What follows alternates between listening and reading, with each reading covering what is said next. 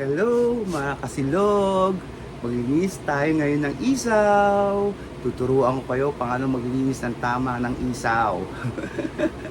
Alam niyo na. Nagaya ko lang to sa YouTube na napanood ko. Ngayon i-apply ko sa sarili ko. Actually, nasubukan ko na effective naman talaga yung pagkagaya ko. Kaya tara, samahan niyo akong maglinis ng isaw. Ito na ang isaw, frozen siya. Kaya ibababad muna natin sa tubig. Ibabalikan na lang natin kapag medyo tunaw na. Paglilinis tayo ng isaw ngayon kasi itong ating paninda sa ating silugan, pandagdag paninda, isaw, 1 kilo to, binili ko sa palengke. Actually, malinis na to. Lilinisin na lang natin ulit yung mas malinis pa kasi hindi tayo sigurado eh. Kinakailangan linisin natin maayos to. Ito yung ating paninda.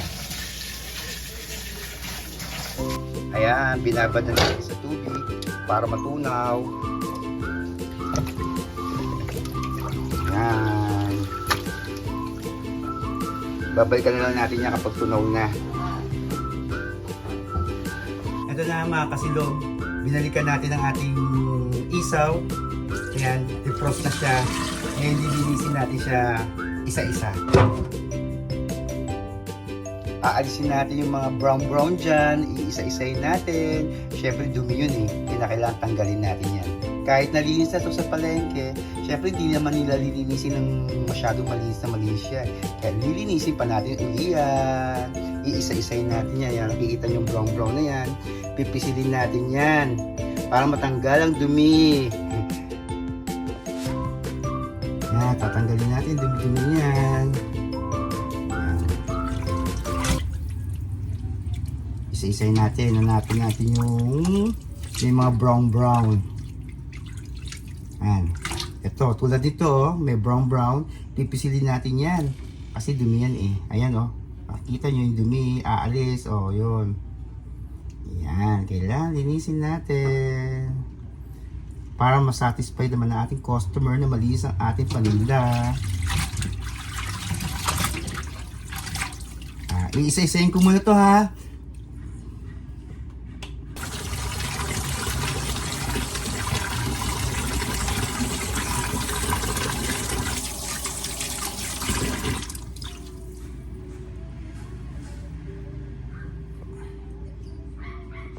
Ngayon, pagpapakulo muna tayo ng tubig.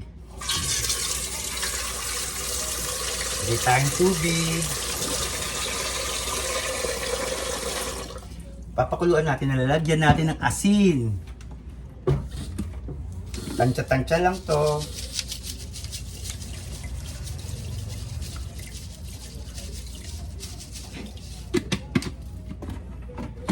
Pakuluan na natin yung tubig ha. Habang naantay natin kumulo siya, syempre lilinisin pa rin natin yung isaw. Antayin lang natin siyang kumulo balikan natin ito pag kumukulo na. So habang inaantay natin kumulo ang tubig na may asin, linisin muna natin itong isaw.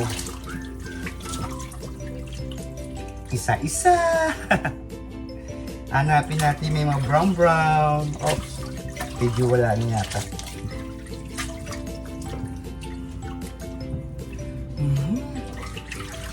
Ang hirap pag negosyo, no? Pero masaya kapag kumikita. Ganun talaga yon.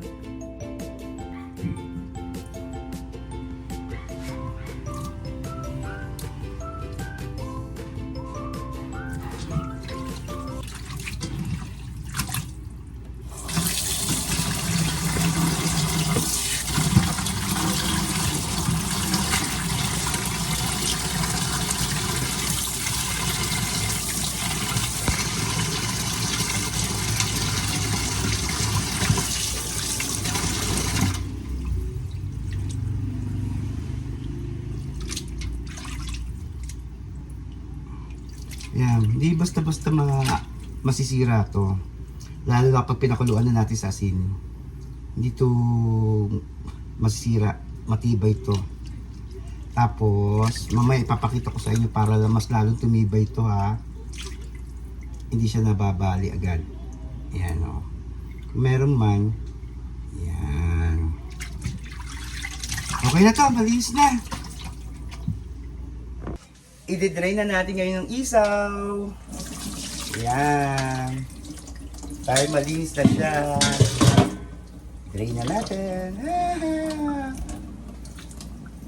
Dahil kumukulo na ang tubig natin na may asin, ilalagay na natin ngayon ng isaw dyan. Wait lang. Ito, ilalagay na natin siya. Yan. Dahan-dahan. Oops. Ayan. Daming dumi oh. Na naiwan no.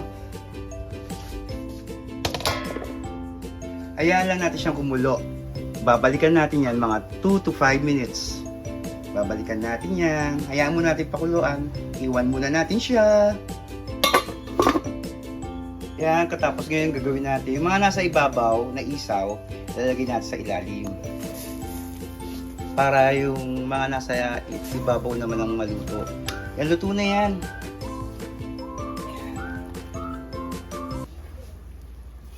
Diba? Ang taba, tumataba lalo.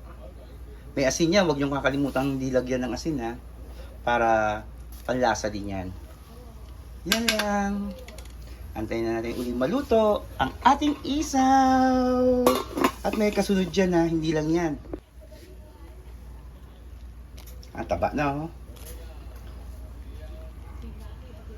Ayan siya.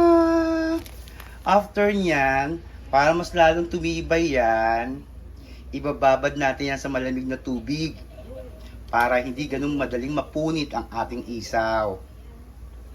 Habang hinihintay natin maluto ang ating isaw, mag-antibay na tayo ng tubig. Maglalagay na tayo ng yelo na may tubig para malamig. Ito yung tubig. Yan. Ilalagay natin yung yelo dyan. Ang purpose nito ay para tumibay ang bituka ng manok. Para hindi ganun kadaling mapunit ang ating isaw. Yan, nakuha nyo yung sikreto ko ha. Sikret lang natin ito. Ano yan to ha? Paano tumibay? Joke lang. Yan. Lalagyan natin yung yelo sa tubig. Para pagkatapos natin ipakuluan yung isaw natin, diretso natin agad ito sa tubig na may yelo. Ibig sabihin yan, para mas lalong tumibay ang ating isaw. Hindi ganun kadaling mapunit. Oops! Secret natin yun ha! Huwag nyo kakalat!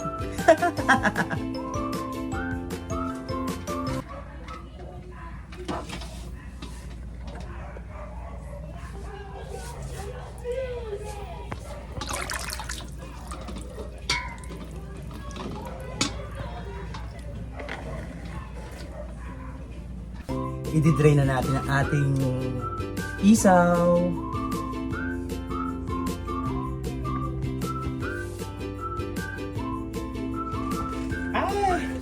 I-drain na natin siya.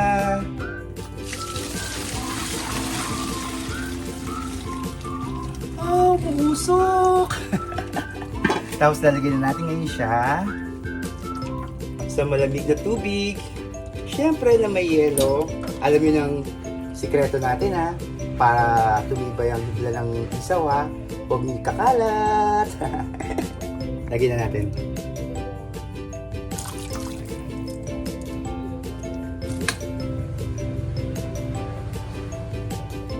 May sa 1 kilo muna tayo. Kasi try pa lang naman natin ito kung magiging mabili. Medyo mabenta naman siya. Sa susunod gagawin natin 2 kilo, 3 kilo, 4 na kilo. Siyempre sa simula pa sa isa lang muna tayo, pa sa 1 kilo muna tayo. Pero pag lumakas na, siyempre gagawin natin 2 kilo, tapos 3 kilo, 4 na kilo. Tapos sa pag super lakas na yan, gagawin na natin 10 kilo yan, ang isaw. Pala, naka-ready na yung pang-adobo natin. Kaya ng mga sangkap.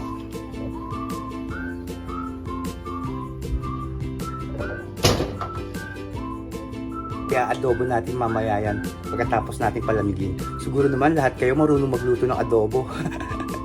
Diba? Sige, tignan natin kung kaya pa natin ipakita ko paano pag-adobo nito. Kasi mag-gym pa ako. Alam niyo na. Tingnan niyo mga kasilog ha. Dahil nababad natin sa tubig na itong isaw sa tubig na may yelo, ibig sabihin malamig na tubig. Mahirap siyang mapiklar. Hindi siya ganun-ganun kadali mababali. Madali natin matusok-tusok to sa barbecue, di ba? Matibay siya. Hindi siya ganun-ganun kadali masisira. Hindi siya ganun-ganun matatanggal.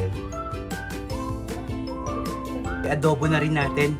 Para pagdating ko galing gym, magtutuhog-tuhog na lang tayo, di ba? Magigisa na tayo. Mag-aadobo na tayo. Aadobo na natin ang ating isaw. Panoorin niyo ako, ha!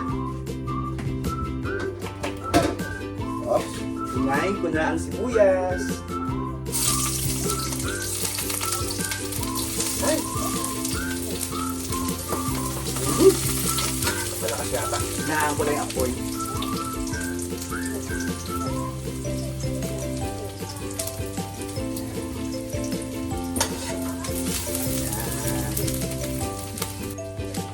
Bawang, ilalagay na rin natin yung bawang.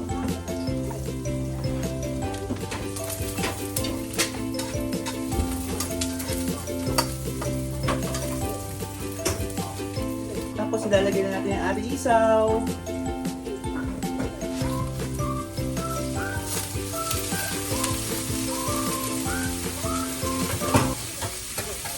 Halu-haluin natin.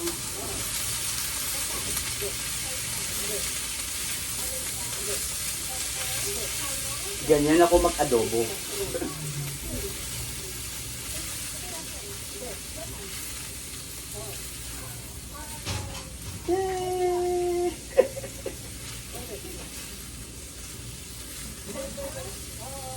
Tapos, lagyan natin ng tubig. Kunti tubig lang. Tansya-tansya lang tayo, ha. Dagdagan pa natin ng konti.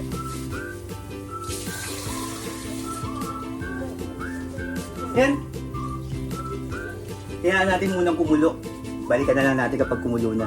Dahil kumukulo na ang ating isaw.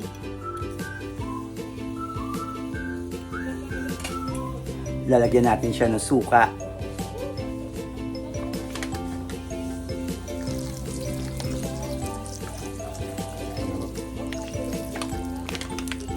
Yan. Hayaan natin din siyang kumulo. Ang rules kapag naglagay tayo ng suka, hindi natin pwedeng haluin para maluto ang ating suka. Yun ang isa pang sikreto. Ang dami na nakukuha sikreto sa akin. Hayaan na natin siya kumulo para maluto ang suka. Balikan natin. Dahil kumukulo na, syempre luto na yung suka niyan.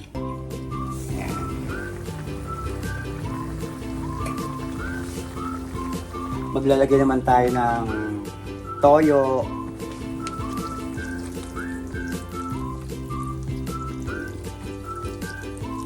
Tansyahan lang. Alam naman natin kung hanggang kailan natin lalagyan ng ating mga ingredients yan eh. Ang ating mga pampalasa, di ba? Tansyahan lang tayo. Lalagyan na natin ng toyo at saka suka ang ating isaw. Maglalagay naman tayo ng paminta. Ito na yung mga pampalasa. Siyempre,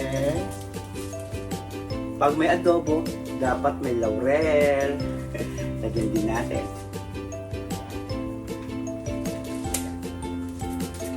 Laurel. Oops! Dahon ng laurel. Tapos, lagyan natin ng oyster sauce para lalong masarap ang ating isaw.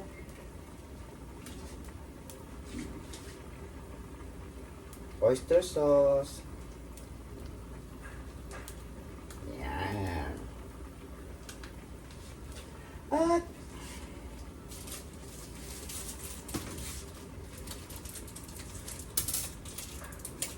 maglalagay din tayo ng betchin.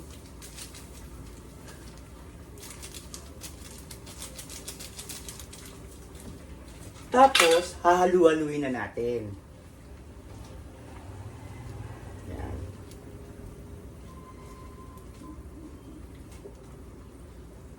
That's it! Ito na ang ating adobong isaw na ibebenta natin sa ating silugan.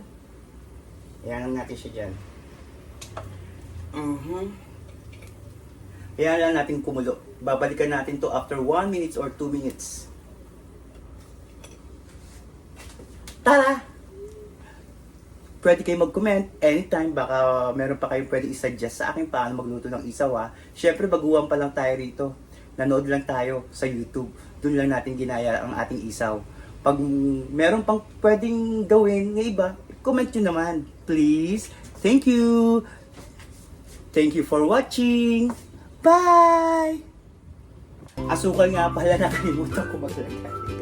Yabol natin ang asukal. Mga 3 scoop lang. Pampatamis.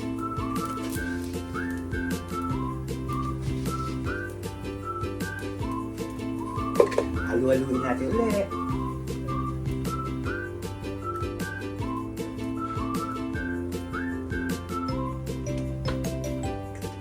Dagdagan pa natin isa. Para mas kontento ako. Okay. Pakuluan natin.